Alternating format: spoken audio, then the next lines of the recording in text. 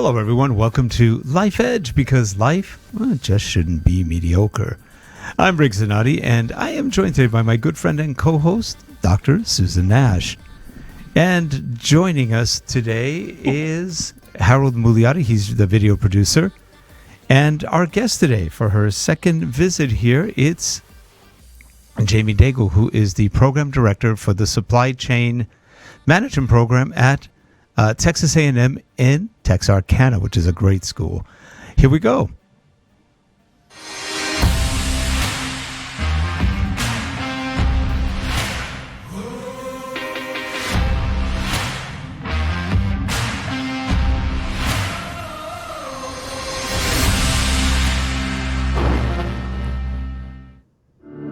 This show is sponsored by Relate Corporation.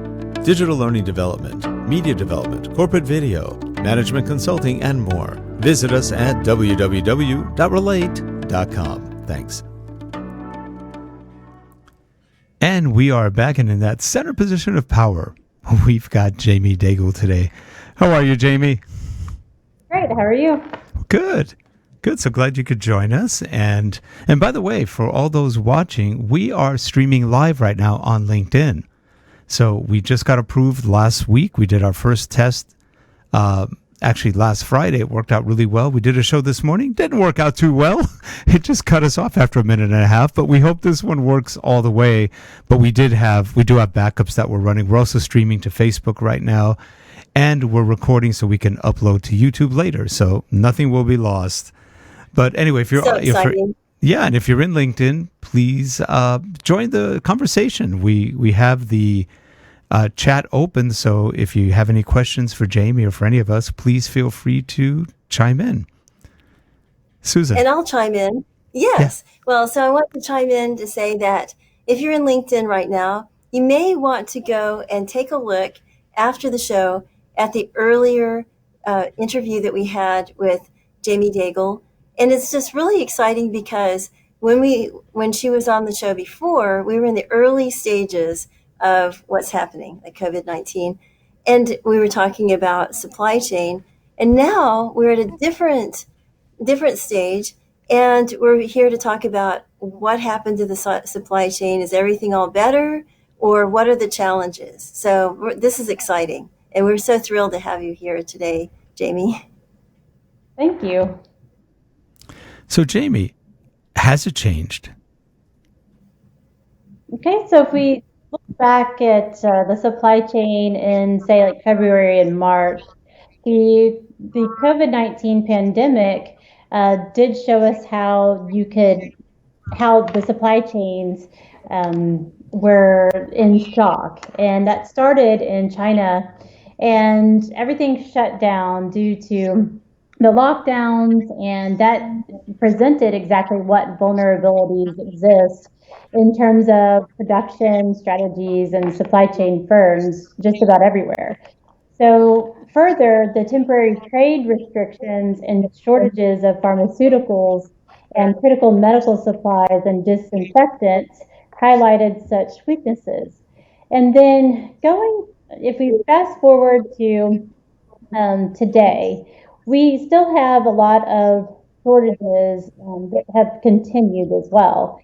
And this is mainly due to in a lot of ways, the communication broke down too between the multinational vendors and suppliers. So there's one issue.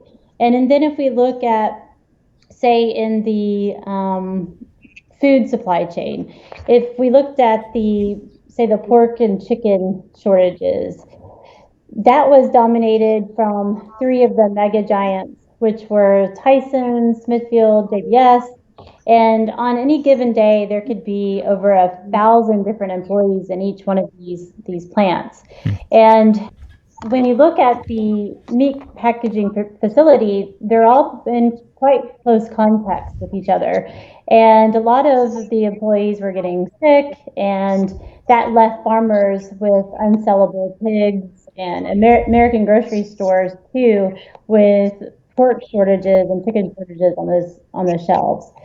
So then In April, President Trump, he signed an executive order to remove the liability from the meat processors, which forced some of the meat plants to reopen back up. And as a consequence, there were several of dozens actually of employees that lost their lives. But then if we look at vegetation as an issue still as well, because in the US, there was potatoes, they were planted early in spring and harvested in the fall. And you can store potatoes for several months, but as restaurants and schools and other institutions that use them start to close, then a lot of them were spoiled.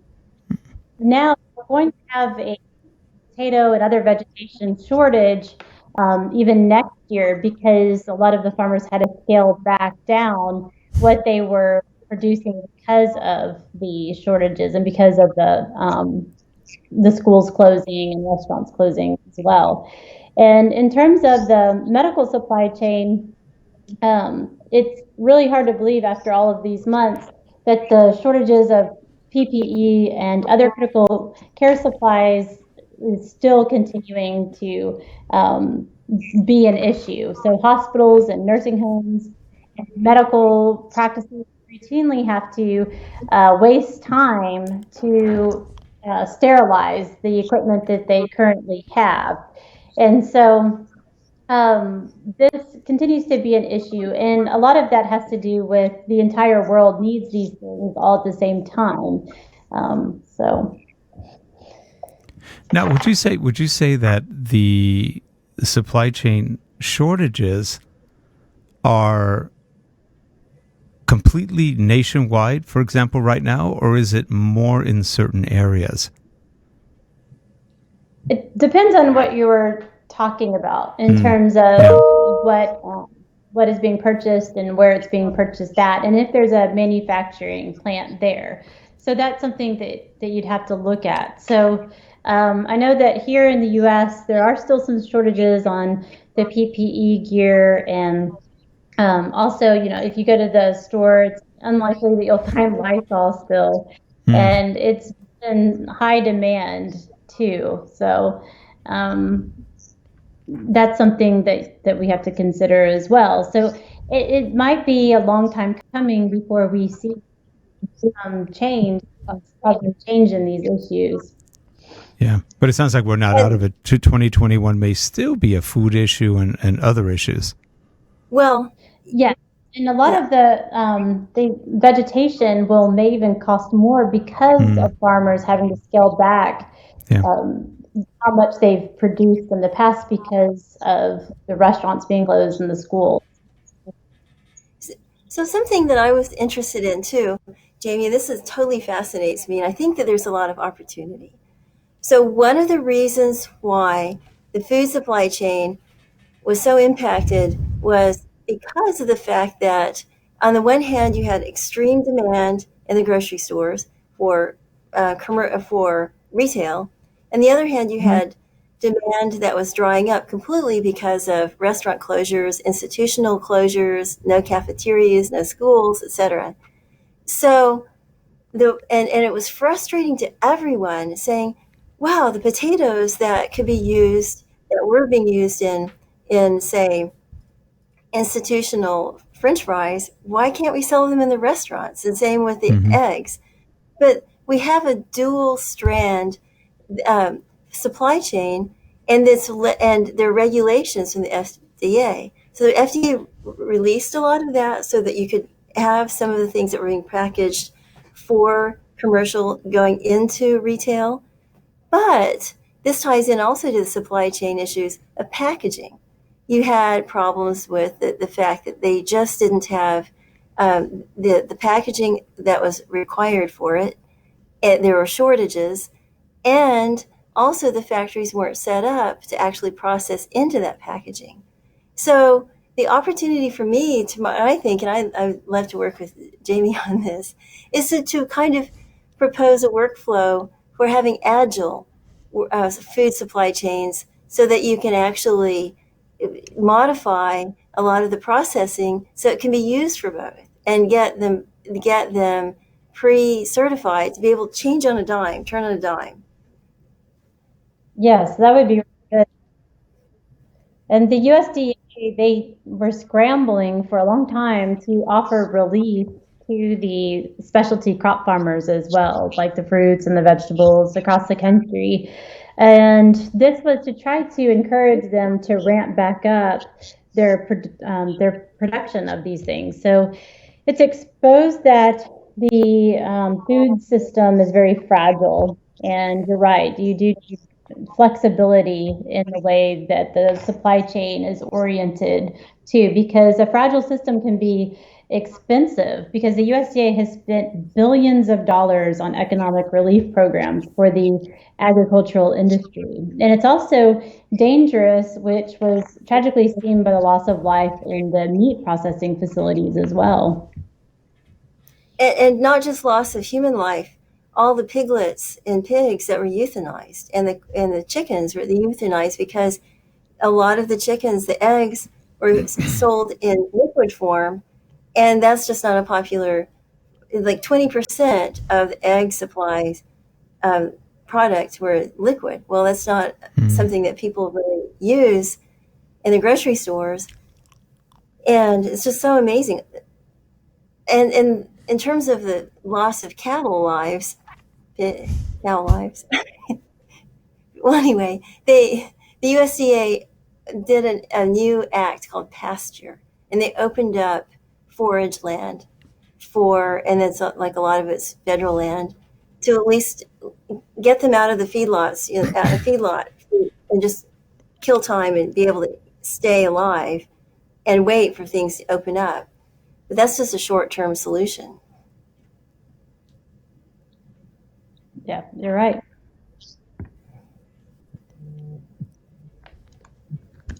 So, Jamie, I'm just really interested in the types of work that you do, and the classes that you've developed, and the work that you've done in supply chain. What is your favorite part? The favorite part, I'd like to study economic development in the supply chain and the ways in which you can try to revamp the local economy by making sure that you have a good supply chain system, and what companies can do to try to have more flexibility to the changing economic landscape that we're experiencing today, without it being as expensive as it can be, in order to try to bring a lot of your productions here in the U.S. from abroad. Does Texarkana have an Amazon super or distribution center? They're working on it, actually. They're working on. Excellent. Yeah, that'll be really good. I'm excited for that. I know. I'm interested in what you think about Amazon in general and economic development, and how Amazon helps small retailers.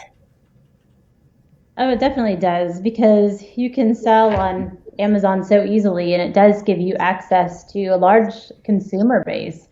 So that helps significantly. But in a lot of ways during the pandemic, the brick and mortar stores are really struggling, whereas Amazon is doing quite well.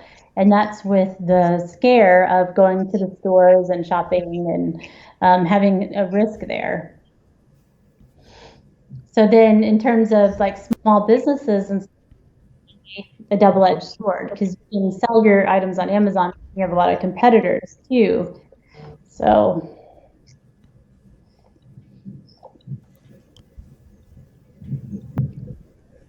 Well, that's really true. And one of the things I've noticed that supply chain obviously has to do with a lot more than just like delivery and logistics, but it also has to do with secure transactions. And some of the innovations that have helped people be able to sell during and say, for example, have somebody deliver for you, whatever have been done, they're able to do that just because of these innovative ways of processing orders. Yes, you're right. In a lot of ways, people are going to be inventive in how they can do their business. You've seen a lot of colleges, a lot of college campus, they've gone fully online, and a lot of them haven't even ever been online before, some of the art institutions and things. So they really had to rethink the way that they traditionally do things. And there's a lot of technological innovations involved in that. So, Jamie, if you had to put on your wizard's hat and look into the future, what do you see as changes to the supply chain that we can all expect or maybe see? I think in a lot of ways, people will do what they've done before because it's very expensive to try to bring manufacturing and production here in the United States if it's been over, say, in China, because you have access to their really streamlined processes, cheap access to manufacturing, production, and they've been doing it for many years. So if companies decide to bring their operations here, then it's going to drive the cost of products up. But if you totally back away from globalization, then there's a lot of businesses that will gladly decide to go abroad and produce and manufacture overseas because it costs significantly less. A lot of the manufacturers and big firms are doing the China plus one strategy, and this is spreading production between, say, like China and Southeast Asia, Vietnam, and places like that. So then you can diversify a little bit and still have access to cheaper productions and operations. But then you would have to also still be mindful that China is where you can really manufacture what you need pretty quickly because they've been doing it so long. So if you go to another place, they may not have the same exact capability with the same price structure as well. Now, there was one, I was listening to, or actually maybe watching it, something about this. In right now, you don't hear much about this on the news, but in India, the Indians and the Chinese are really getting ready to really escalate a possible war. And this is real close to where the Chinese have, I think it's called Twin Falls or Twin Dragon Falls. I can't remember the name of it.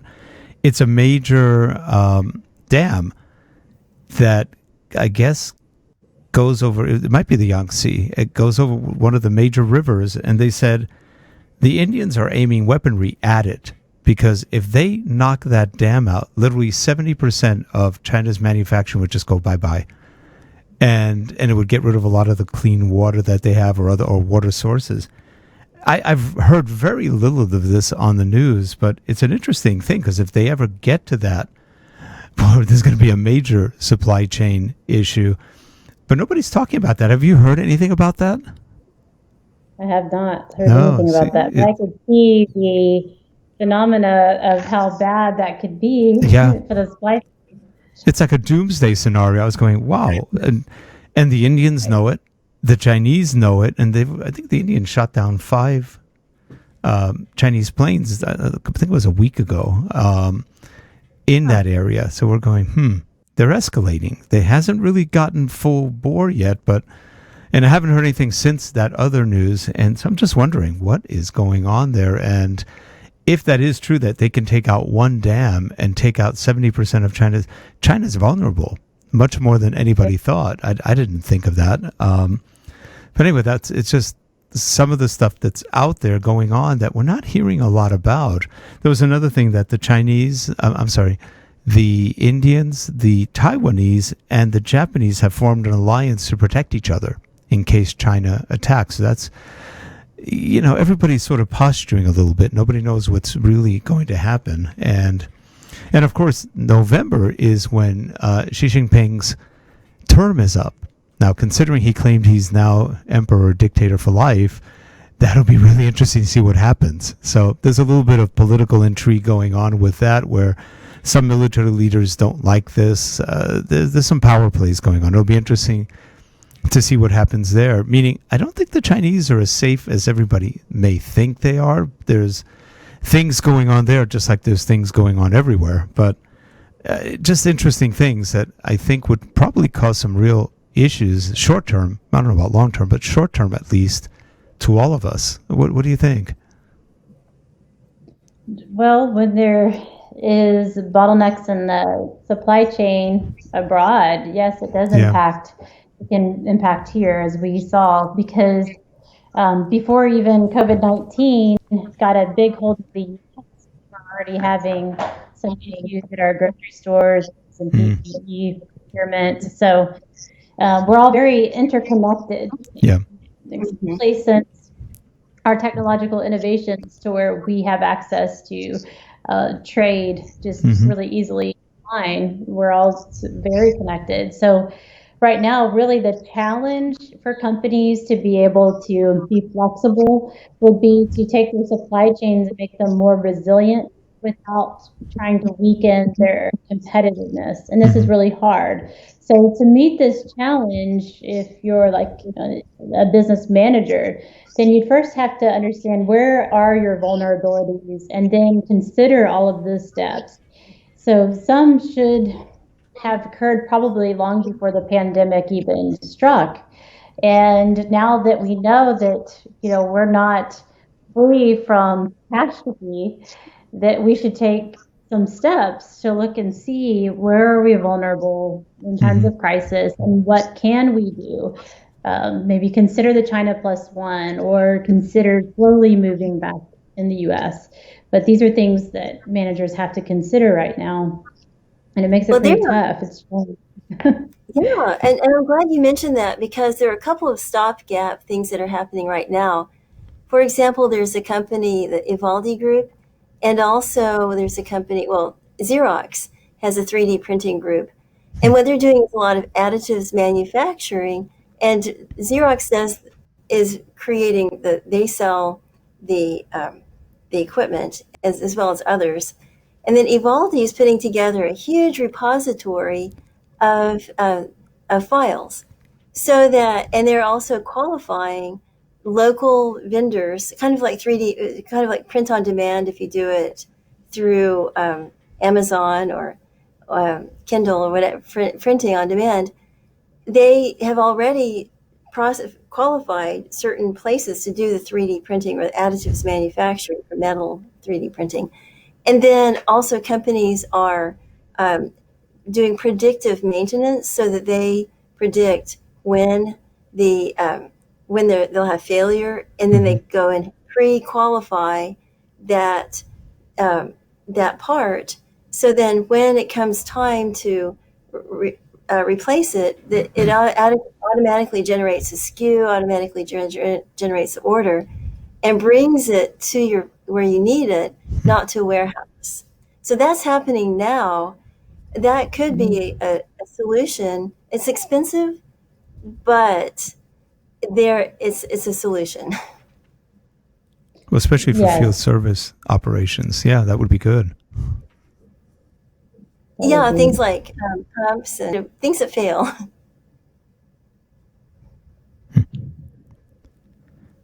It's going to be an interesting future in one way or another. Personally, I think it's a really, really bad idea to blow up that dam. I'd say no. I know. That's what when I heard about that, I went, ooh, that's scary. And yeah, I guess. Don't do it. Work it out, man. Don't blow up the. Yeah. Don't do it. Right. Yeah. And they both have nukes, so anything's possible. Oh. But anyway, well, we are actually out of time. That was fun, Jamie, and informative. There's a lot of things to consider with what's going on to the supply. Most people have no idea what a supply chain is. They just go, oh, where's my food? Where's my this? Where's my that? But there's so much stuff since the supply chain became so critical that it's quite an interesting balancing act, isn't it? Anyway, we're glad you could join us. Yeah, we're very glad you could join us and share some of this, and we look forward to seeing you again. And any final comments, Susan? Well, I so admire Jamie and everything that she's doing, and we're just so thrilled to have her here, and can't wait to invite her back. Sounds good. Thank Well, you. Jamie, I appreciate it. yeah, and thank you, Jamie. And if you're watching the show, hope you enjoyed it. And if you have any questions, put them down below in the comments area, and we will get back to you on those. Have a good one, everyone. Thanks. Bye-bye. Thanks. Bye.